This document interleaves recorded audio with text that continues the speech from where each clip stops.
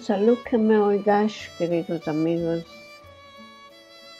Ya estoy segura que sentisteis que antier, que es el 14 de enero de 2025, nos dejó la buena vida el Jajam Bashir de Turquía, que es el gran rabino Isaac Haleva, de bendita memoria.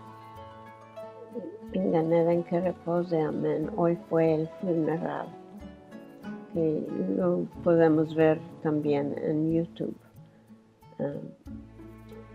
En todo caso, inshallah, de ahora en adelante vamos a hablar de cosas buenas.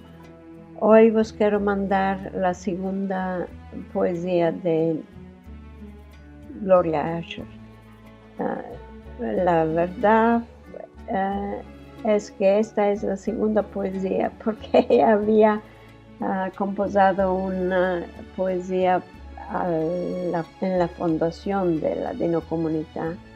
Ma esta poesía de hoy es la que compuso a la ocasión del primer viaje que hicimos en la Dino Comunità en 2007, cuando fuimos a Israel. Espero y creo que os va a agradar. Shabbat Shalom a todos.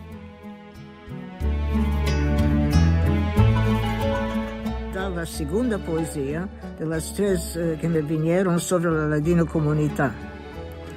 La nueva familia, abril 2007. A las hermanas y hermanos del viaje de la Ladino Comunità en Israel, marzo 2007. Ya vi las caras que son tan hermosas, oí y las risas, las voces preciosas.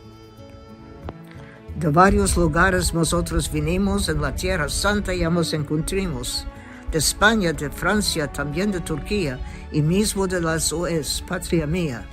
Subimos juntos en la mar salada, con 600 otros, la lengua amada, la nuestra querida, hablando, contando, cantando, también mosqueando. Ansí se hizo en esta semana ladino de nuevo, lengua cotidiana.